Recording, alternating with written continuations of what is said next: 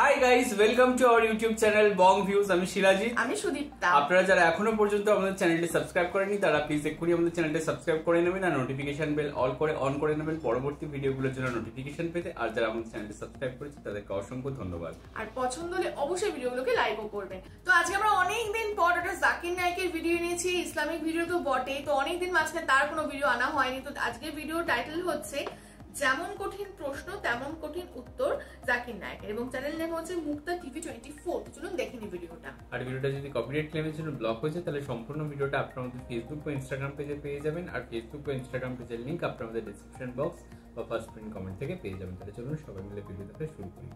কোন আয়াত দেখাতে পারেন যেখানে বলা আছে যে মুহাম্মদ গোসল করেছিল গঙ্গার জলে বা সেই 5টা উপাদান দিয়ে, অর্থাৎ দুধ, দই, ঘি, প্রস্রাব আর গোবর? তাহলে আজকে ইসলাম গ্রহণ করব। Thank you sir. মাইকের সামনে এসে প্রশ্ন করতে পারেন। Good evening sir. আমি পেশায় একজন শিক্ষিকা, এছাড়াও আমি ইসলাম ও অন্যান্য ধর্ম নিয়ে রিসার্চ করি। আপনার নামটা কি জানতে পারি? আমি নীলিমা। আপনার লেকচারের জন্য অসংখ্য ধন্যবাদ। তবে আমি কিছু ব্যাপারে একটু জানতে চাই। যেমন আপনি ভবিষ্যৎ পুরাণের কথা বললেন, 3য় খণ্ডের 3য় অধ্যায় 5 থেকে 8 নম্বর শ্লোক। আমি আপনাকে আরেকটা ব্যাপার জানিয়ে রাখি যে হয়তো আপনিও এটা জানেন। ধরেন ঈশ্বর যে নবীকে পৃথিবীতে পাঠান, সেই নবী তার উদ্দেশ্যে বলা ভবিষ্যৎবাণীগুলো পূরণ করবেন। যদি সেই নবী অর্ধেক বা তার কম ভবিষ্যৎবাণী পূরণ করেন তাহলে তাকে নবী বলা যাবে না। এটা একটা সাধারণ যুক্তির ব্যাপার। এবারে ভবিষ্য পুরাণার কথা বলি। আপনি সেই ম্লেচ্ছ নেতার কথা বললেন আর বললেন তিনি নবী মোহাম্মদ ছাড়া আর কেউ নন। আচ্ছা, আমি আপনার কথার প্রথম অংশটা মেনে নিচ্ছি, কিন্তু পরের অংশটা আপনি ব্যাখ্যা করে বলেননি। এখন আপনাকে বলি, ম্লেচ্ছ একটা সংস্কৃত শব্দ, আর সংস্কৃত ডিকশনারি অনুযায়ী ম্লেচ্ছ শব্দটার অর্থ অন্যায্য অথবা পাপী অথবা খারাপ লোক। ম্লেচ্ছ শব্দটার এই 3টা অর্থ হয়। তাহলে কি বলা যায় মুহাম্মদ ছিল পাপী অথবা খারাপ লোক? আরেকটা ব্যাপার হলো, এই ভবিষ্যৎবাণীর দ্বিতীয় শর্তটা, সেটা হলো তিনি একটা মরুস্থলে জন্মাবেন। মরুস্থল এর অর্থ মৃতদের স্থান, কারণ মরু শব্দটা এসেছে সংস্কৃত মৃ থেকে, যার অর্থ মৃত্যু। তাই এখানে অবশ্যই আরবের মরুভূমির কথা বলা হচ্ছে না, কারণ সেটা ছিল অনুর্বর ভূমি আর যুদ্ধক্ষেত্র। এরপরে আমি 3 নম্বর পয়েন্টে আসছি। এই ভবিষ্যৎবাণীতে বলা হয়েছে যে এই ম্লেচ্ছ নেতা তিনি গোসল করেন পঞ্চগাভিয়া আর গঙ্গা নদীতে। আর এটা আমরা সবাই জানি যে গঙ্গা নদী, এই নদীটা আরবে নয়, গঙ্গা নদী রয়েছে ইন্ডিয়ায়। এটা পৃথিবীর সবাই জানে। এবার পঞ্চগাভিয়ায় গোসল করা সম্পর্কে বলি। পঞ্চগাভিয়া মানে গরু থেকে উৎপন্ন 5টা উপাদান। এই উপাদানগুলো হলো দুধ, দই, ঘি, প্রস্রাব, গোবর। এখন ভবিষ্যৎবাণীটাকে সত্যি হতে গেলে এই কথাটাও তাহলে সত্যি হতে হবে। আপনি কি আমাকে পবিত্র কোরআনের এমন কোন আয়াত দেখাতে পারেন যেখানে বলা আছে যে মুহাম্মদ গোসল করেছিল গঙ্গার জলে বা সেই 5টা উপাদান দিয়ে, অর্থাৎ দুধ, দই, ঘি, প্রস্রাব আর গোবর? তাহলে আজকে ইসলাম গ্রহণ করব। Thank you sir. বোন, আপনি ঠিক বলেছেন যে ভবিষ্যৎবাণীর কথা বলা হচ্ছে, যদি তার অর্ধেকের বেশি পূরণ না হয় তাহলে ভবিষ্যৎবাণী ভুল। আমি একমত বোন, আপনার সঙ্গে একমত। আমি আপনার 3টি প্রশ্নের উত্তর দেব। দেখা যাক আজকে আপনি ইসলাম গ্রহণ করেন কিনা। এটাও হতে পারে আপনি আমার সঙ্গে একমত হবেন না। আমি যা বলবো, আমি একমত। ম্লেচ্ছ এই শব্দটা 3টি অর্থ আছে। ম্লেচ্ছ এর একটা অর্থ হলো অনার্য অর্থাৎ বিদেশি, আরেকটা অর্থ হচ্ছে পাপী, আরেকটা অর্থ হলো খারাপ লোক। আর দেখবেন ইন্ডিয়ায় হিন্দুরা সাধারণত মুসলিমদের বলে থাকে ম্লেচ্ছ। তারা যখন এভাবে বলে তারা আসলে বোঝায় পাপী আর খারাপ লোক, কিন্তু এর আরেকটা অর্থ হলো বিদেশি। যখন আমি লেকচারে কোনো ধর্মগ্রন্থ থেকে উদ্ধৃতি দেই, সেখানে একটা শব্দের যদি অনেক অর্থ হয়, ব্যাপারটা এমন না ধরেন শব্দটার 4টা অর্থ আছে, তার মধ্যে 3টা অর্থ এখানে খাটে না, মাত্র একটা ঠিক হলেও অর্থ সঠিক হতে পারে। যেমন ধরেন কোরআন বলছে তোমরা শূকর খেও না। আজকে যদি ডিকশনারি খোলেন এই শুকর শব্দটার একটা অর্থ হলো পুলিশ, অর্থাৎ পুলিশ অফিসার।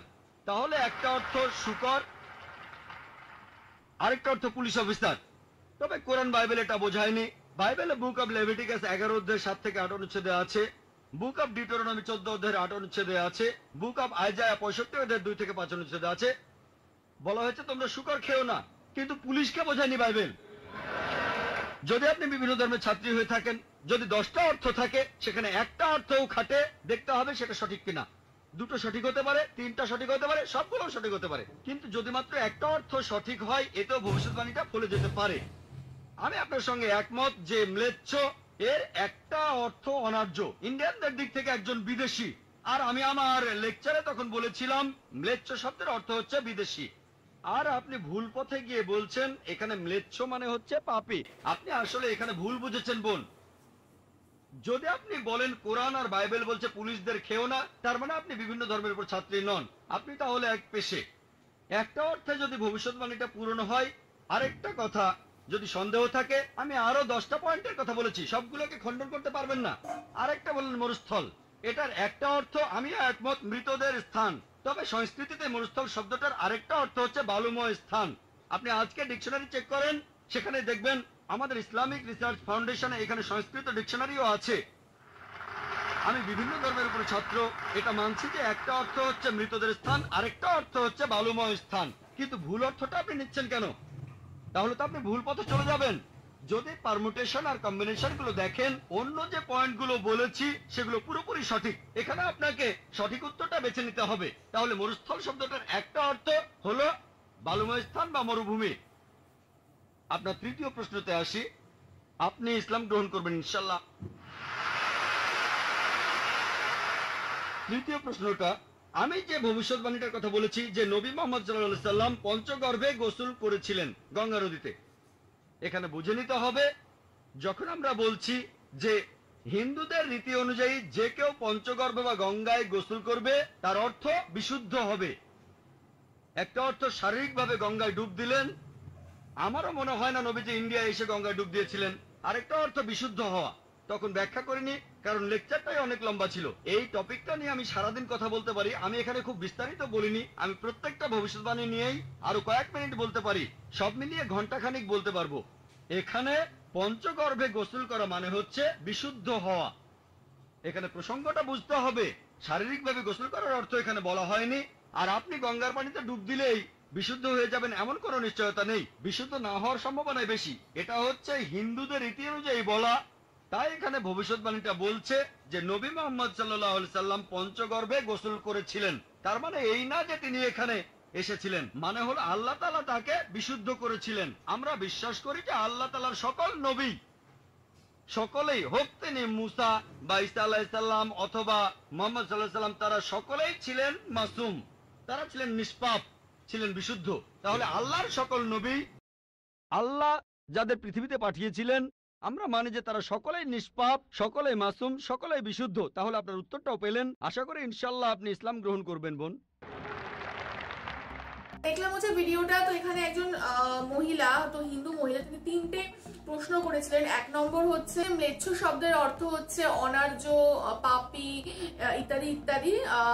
2 নম্বর হচ্ছে মরুস্থল বলতে, মরু বলতে সংস্কৃততে মৃতের স্থান বোঝায়, তাহলে সেখানে হচ্ছে মহানবী কিভাবে জন্মগ্রহণ করেন। 3rd হচ্ছে গঙ্গাতে স্নান করা বা গরুর যে 5টি উপাদান সেখানে স্নান করার কথা বলা হয়েছে, সেটাই বা কি করে পসিবল। তো এখানে হচ্ছে ডক্টর জাকির নায়ক 3টি খুব সুন্দরভাবে ব্যাখ্যা দিলেন। এবং এটা আমরা মানে নর্মালি আমরা জেনে থাকি যে একটা শব্দের কিন্তু বিভিন্ন মানে হতে পারে, ঠিক আছে। যেমন প্লে মানে কখনো নাটকও বোঝায়, কখনো খেলাও বোঝায়। তো আমরা সেটা সেন্টেন্স অনুযায়ী বুঝে যাই যে আচ্ছা এটা কোন মিনিং এ ব্যবহার করা হচ্ছে। এরকম বিভিন্ন ভাষায় বিভিন্ন রকম ওয়ার্ড থাকতেই পারে। তো আমরা যদি এখন ভুলটা বা যেটা অ্যাকচুয়ালি বোঝানো হয়নি সেটা ধরে যদি বসে কিনা এটাই বলা হয়েছে, তাহলে এটা নয়, এটা ভুল। এবং সেটাই সুন্দরভাবে ডক্টর জাকির নায়ক বোঝালেন। এবং অনেক সময় আমরা এরকমও হয়ে থাকে, কোনো কিছু কথার কথা বলে থাকি বা জিনিসটাকে আমরা বোঝাতে চাই, কিন্তু তার মানে এটা না যে ফিজিক্যালি সেই জিনিসটা হচ্ছে। আমরা বলি যে স্বর্গে গিয়েও ধান ভানে, ঠিক আছে, তার মানে সে সত্যি সত্যি স্বর্গে গিয়ে ধান ভানছে না। তো এরকম এখানে যদি এই গরুর যে 5টা উপাদান দিয়ে মহানবীর স্নান এবং বিশুদ্ধিকরণের কথা বোঝানো হয়ে থাকে ডক্টর জাকির নায়কের কথা অনুযায়ী, তার মানে যদি তিনি যে ফিজিক্যালি ওখানে স্নান করেছেন, আমাদের ইন্ডিয়াতে এসে গঙ্গায় নেমেছেন সেটা নয়, ওটা একটা রূপক অর্থে বোঝানো হয়েছে।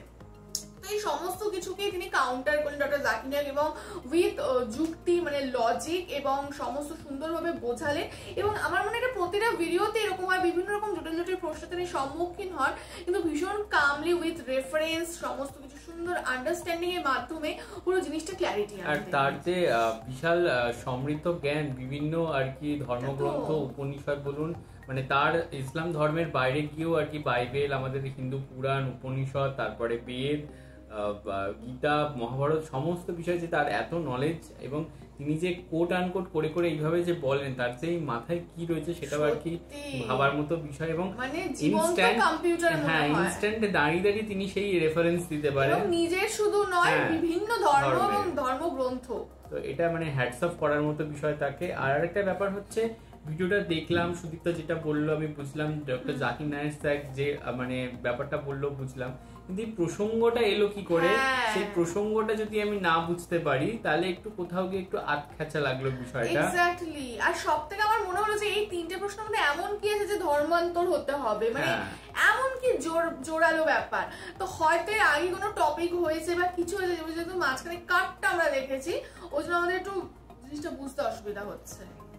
এই হচ্ছে ব্যাপার। আর ভিডিওটা ডেফিনেটলি ইনফরমেটিভ ছিল, ভালো ছিল, আমাদের ভালো লেগেছে এবং আশা করছি আপনাদেরও ভালো লেগেছে। জানাবেন কেমন লাগলো কমেন্ট বক্সে, এবং আমাদের ভিডিও যদি ভালো লেগে থাকে অবশ্যই লাইক করবেন এবং সাবস্ক্রাইব করে যাবেন। আর সাবস্ক্রাইব বাটনের পাশে জয়েন বাটন পেয়ে যাবেন, সেখানে কিছু ফেসিলিটিস দেওয়া থাকে, চাইলে আপনারা চেক করতে পারেন। আর আমাদের যে ফেসবুক ইনস্টাগ্রাম পেজটা রয়েছে সেখানে আপনারা ফলো করতে ভুলবেন না, লিঙ্ক ডিসক্রিপশন বক্সে পেয়ে যাবেন। আর আমাদের যদি আপনারা পার্সোনালি পছন্দ করে থাকেন আমাকে শিলাদি তবে সুদীপ্তা হিসাবে, তাহলে আমাদের পার্সোনাল ফেসবুক ইনস্টাগ্রামেও আপনারা ফলো করতে পারেন, তার লিঙ্কও ডিসক্রিপশন বক্সে পেয়ে যাবেন।